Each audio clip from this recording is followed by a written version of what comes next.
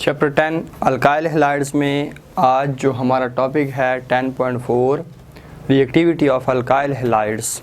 Alkyl halides की reactivity को आज हमने डिस्कस करना है। सो स्टार्ट करते हैं। बेसिकली हमारे पास जो अल्काइल हैलाइड्स की रिप्रेजेंटेशन है जनरल, वो हमारे पास कुछ इस तरह से होती है। RX, R हमारे पास अल्काइल ग्रुप, कोई भी अल्काइल ग्रुप हो सकता है। X हमारे पास हैलोजन एटम, कोई भी आपके पास हैलोजन एटम हो सकता है। सो इस रिप्रेजेंटेशन को देखते हुए हमें ये पता चलता है कि बेसिकली अल्काइल हैलाइड को जो मॉलिक्यूल होता है उसमें दो मेन पार्ट्स होते हैं। एक हमारे पास अल्काइल ग्रुप है और सेकंड क्या चीज़ है, हैलोजन एटम। क्लियर। दूसरी बात ये है कि अल्काइल हैलाइड का जो मॉलिक्यूल है ये पोलर भी होता है। और ये पोलर क्यों होता है? अल्काइल ग्रुप का कार्बन एटम और हैलोजन एटम दोनों की इलेक्ट्रोनेगेटिविटी में डिफरेंस है। जब दोनों की इलेक्ट्रोनेगेटिविटी में डिफरेंस है, इट मीन्स कि हमारे पास जो हैलोजन है ये इलेक्ट्रॉन पेयर को अपनी तरफ ज़्यादा अट्रैक्ट करता है। क्यों? क्योंकि हैलोजन की इलेक्ट्रोनेगेटिविटी कार्बन से ज़्यादा है। क्लियर। सो अपनी तरफ इलेक्ट्रॉन पेयर ज़्यादा अट्रैक्ट करने की वजह से हैलोजन का जो एटम है ये पार्शल नेगेटिव चार्ज गेन करता है। अल्काइल ग्रुप का जो कार्बन एटम होता है वो पार्शल पॉजिटिव चार्ज गेन करता है। सो इस तरह हमारे पास due to difference in electronegativity हमारे पास अल्काइल हैलाइड का जो मॉलिक्यूल है ये क्या बन जाता है, ये पोलर मॉलिक्यूल बन जाता है। रिएक्टिविटी ऑफ अल्काइल हैलाइड्स में दो ऐसे फैक्टर्स है which govern the reactivity of alkyl halide. First of all हमारे पास जो फैक्टर है वो हमारे पास है कार्बन हैलोजन बॉन्ड एनर्जी, और सेकंड जो हमारे पास फैक्टर है carbon halogen bond polarity. Clear. So हम पहला फैक्टर डिस्कस करने जा रहे हैं, carbon halogen bond energy. First of all bond energy क्या चीज़ है? The amount of energy required to break 1 mole of bonds in a substance is called bond energy. 1 mole of bonds को किसी भी सब्सटेंस में ब्रेक करने के लिए आपको जितनी भी एनर्जी की रिक्वायरमेंट है वो क्या चीज़ है, उसको हम बॉन्ड एनर्जी का नाम देते होते हैं। क्लियर होगी बात। यहाँ पे हम एक टेबल ड्रॉ कर लेते हैं, उससे हम देखते हैं कि हमारे पास अल्काइल हैलाइड की रिएक्टिविटी कार्बन हैलोजन बॉन्ड पे, बॉन्ड एनर्जी पे कैसे डिपेंड करती है। सो हमारे पास है कार्बन फ्लोरीन बॉन्ड है, इसके बाद हमारे पास है कार्बन क्लोरीन का बॉन्ड है, कार्बन ब्रोमीन है और कार्बन आयोडीन का बॉन्ड है। लास्ट हमारे पास कार्बन हाइड्रोजन का बॉन्ड भी है। कार्बन फ्लोरीन का बॉन्ड ब्रेक करने के लिए आपको 467 किलोजोल पर मोल एनर्जी अप्लाई करनी है, तब जाके कार्बन फ्लोरीन का बॉन्ड ब्रेक हो सकता है। इसके बाद हमारे पास जो कार्बन क्लोरीन का बॉन्ड है, इस बॉन्ड को ब्रेक करने के लिए आपको 346 किलोजोल पर मोल एनर्जी अप्लाई करनी है। कार्बन ब्रोमीन का बॉन्ड ब्रेक करने के लिए आपको तकरीबन 290 किलोजोल पर मोल एनर्जी अप्लाई करनी है। और कार्बन आयोडीन का बॉन्ड ब्रेक करने के लिए 228 किलोजोल पर मोल एनर्जी। कार्बन हाइड्रोजन का बॉन्ड ब्रेक करने के लिए हमारे पास है 413 किलोजोल पर मोल एनर्जी आपको अप्लाई करनी है। क्लियर। ये डिस्कशन हम क्यों कर रहे हैं? कार्बन हैलोजन का बॉन्ड ब्रेक होना ज़रूरी है।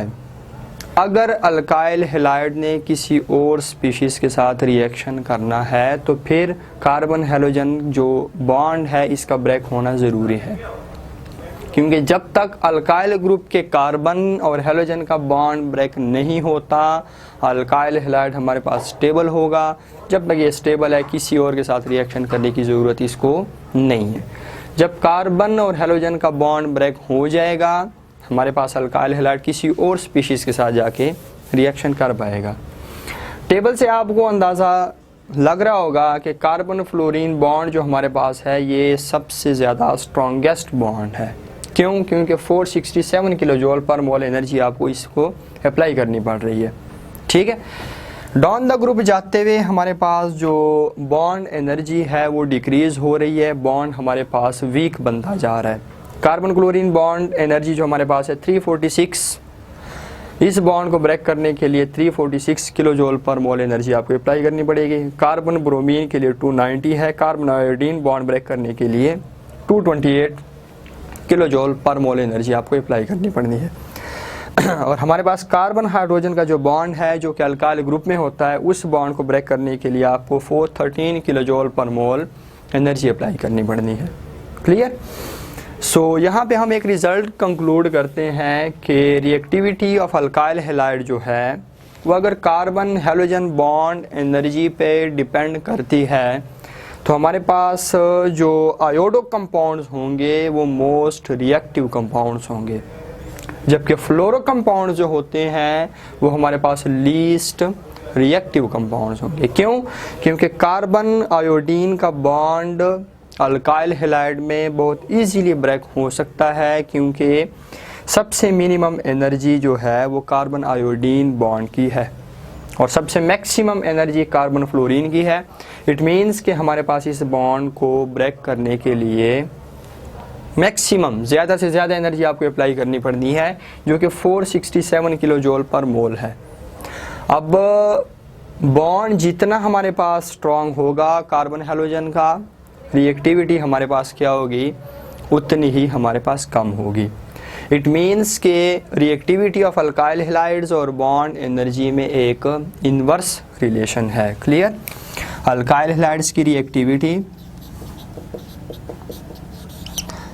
और हमारे पास जो बॉन्ड एनर्जी है इसमें इनवर्स रिलेशन है।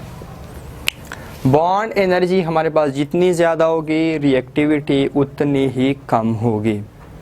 बॉन्ड एनर्जी जितनी कम होगी रिएक्टिविटी उतनी ही ज़्यादा होगी।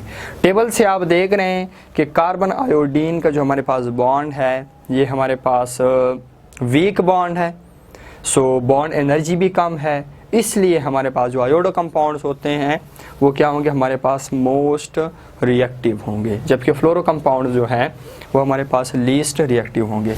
सो इसी बात को, इसी कंक्लूजन को बेस बना के हमारे पास जो रिएक्टिविटी का ऑर्डर बनेगा वो हमारे पास कुछ इस तरह से होगा कि RI कंपाउंड जो हमारे पास होंगे अल्काइल आयोडाइड्स वो मोस्ट रिएक्टिव होंगे then alkyl bromides, which again most reactive than alkyl chlorides, again most reactive than alkyl fluorides.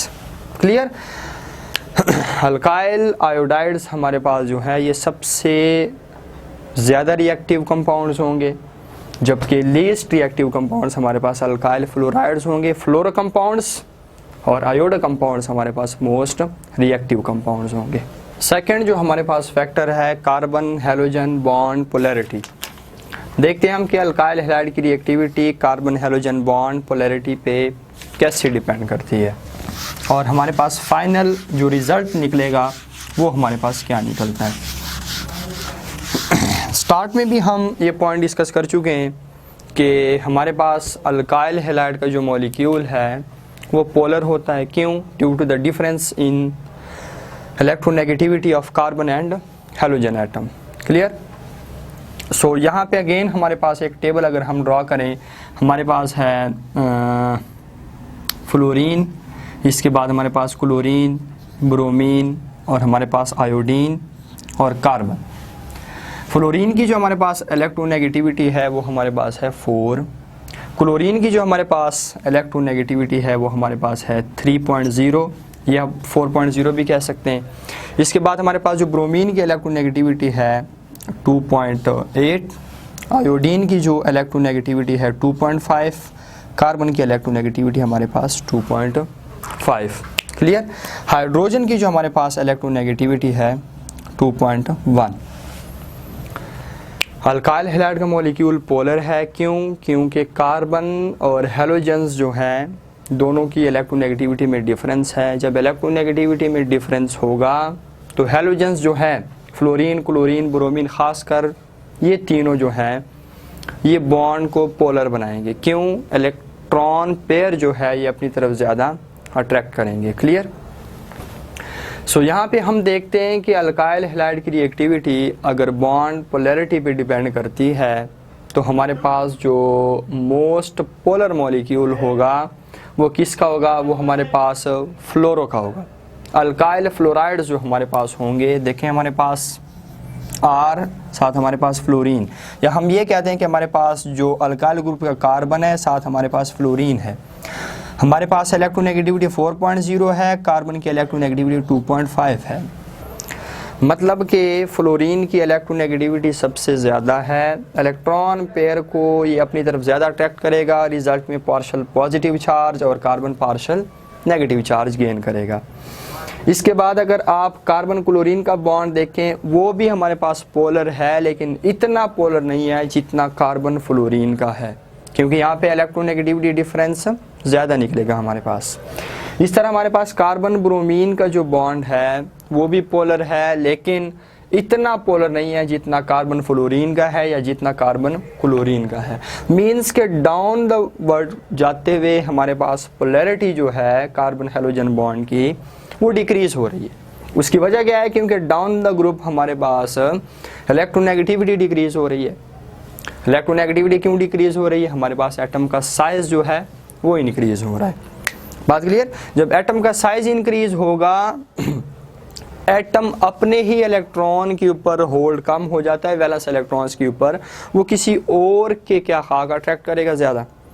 So final result हम इसका भी निकालते हैं कि अगर अल्काइल हैलाइड्स की reactivity carbon halogen bond polarity पे डिपेंड करती है तो इसका मतलब ये है कि हमारे पास जो कार्बन फ्लोरीन का बॉन्ड है ये सबसे ज़्यादा पोलर है, चूँकि तो हमारे पास फ्लोरो कंपाउंड जो है वो सबसे ज़्यादा रिएक्टिव होंगे। इट मीन्स कि हमारे पास कार्बन हैलोजन बॉन्ड पोलैरिटी और अल्काइल हैलाइड की जो रिएक्टिविटी है ये डायरेक्टली प्रोपोर्शनल है। Reactivity of alkyl halides is directly proportional to polarity. Polarity जितनी हमारे पास ज़्यादा डेवलप होगी कार्बन हैलोजन बॉन्ड में, अल्काइल हैलाइड्स की रिएक्टिविटी उतनी ही ज़्यादा होगी। किस हिसाब से हम बात कर रहे हैं, अगर अल्काइल हैलाइड्स की reactivity carbon halogen bond polarity पे डिपेंड करे तो हमारे पास ये केस होगा कि हमारे पास पोलैरिटी जितनी ज़्यादा डेवलप होगी रिएक्टिविटी उतनी ही ज़्यादा होगी। आप देख रहे हैं कि पोलैरिटी हमारे पास सबसे ज़्यादा कार्बन फ्लोरीन बॉन्ड में डेवलप होती है। क्लियर। सो इट मीन्स कि हमारे पास जो है फ्लोरो कंपाउंड्स मोस्ट रिएक्टिव होंगे और आयोडो कंपाउंड जो हमारे पास होंगे वो क्या चीज़ होते हैं, वो हमारे पास लीस्ट रिएक्टिव होते हैं। और इसी को बेस बनाते हुए अगर हम रिएक्टिविटी ऑर्डर ड्रॉ करते हैं तो वो हमारे पास कुछ इस तरह से बनेगा कि हमारे पास अल्काइल फ्लोराइड्स जो हैं मोस्ट रिएक्टिव कंपाउंड होंगे और अल्काइल आयोडाइड जो हैं लीस्ट रिएक्टिव कंपाउंड्स होंगे। क्लियर। ये हमारे पास कुछ इस तरह से रिएक्टिविटी ऑर्डर बनेगा। और अगेन हमारे पास क्लियर, ये हमारे पास है अल्काइल हैलाइड्स की रिएक्टिविटी और कार्बन हैलोजन बॉन्ड पोलैरिटी में रिलेशन। अब हम एक फाइनल रिजल्ट निकालते हैं। प्रैक्टिकली जब हम कंफर्म करेंगे, प्रैक्टिकली हमारे पास जो अल्काइल हैलाइड्स की रिएक्टिविटी है वो कार्बन हैलोजन बॉन्ड एनर्जी पे डिपेंड करती है। और आपके पास अगर कभी भी एमसीक्यूज आ जाए इस टॉपिक में, आते हैं एमकैट में भी आते हैं, ईकैट में भी आते हैं, बोर्ड के पेपर में भी आते हैं कि हमारे पास कौन से कंपाउंड्स जो हैं वो ज़्यादा रिएक्टिव हैं, उसमें आपको RF, RCl, RBr और RI आपको गिवन होता है। सो मोस्ट रिएक्टिव कंपाउंड जो करेक्ट आंसर आपका होता है वो RI होता है, क्योंकि प्रैक्टिकली जब हम कंफर्म करते हैं प्रैक्टिकली हमारे पास जो अल्काइल हैलाइड की रिएक्टिविटी है वो कार्बन हैलोजन बॉन्ड एनर्जी पे डिपेंड करती है, न कि कार्बन हैलोजन बॉन्ड पोलैरिटी पे। क्लियर। जो कार्बन हैलोजन या कार्बन फ्लोरीन जो हमारे पास है बॉन्ड पोलैरिटी हमारे पास यहाँ पे बहुत ज़्यादा है, पोलैरिटी बहुत ज़्यादा डेवलप हो जाती है। फ्लोरीन की हाई इलेक्ट्रोनेगेटिविटी की वजह से ये बॉन्ड हमारे पास बहुत ज़्यादा स्ट्रॉन्ग बन जाता है और इस बॉन्ड को ब्रेक करना बहुत मुश्किल होता है। जब तक ये बॉन्ड ब्रेक नहीं होगा अल्काइल हैलाइड नेक्स्ट किसी भी स्पीशीज़ के साथ रिएक्शन नहीं कर पाएगा। Clear. So practically alkyl halides की जो रिएक्टिविटी होती है वो किस पे डिपेंड करती है, कार्बन हैलोजन बॉन्ड एनर्जी पे। और रिएक्टिविटी का ऑर्डर हमारे पास क्या होता है, आयोडा कंपाउंड्स मोर रिएक्टिव होते हैं और जो फ्लोरो कंपाउंड्स आपके पास होंगे अल्काइल हैलाइड के वो क्या होंगे, वो हमारे पास लीस्ट रिएक्टिव होते हैं। So it's all about reactivity of alkyl halides. Next इंशाल्लाह जो हमारा टॉपिक है रिएक्शंस ऑफ अल्काइल हैलाइड्स को हम डिटेल से डिस्कस करेंगे।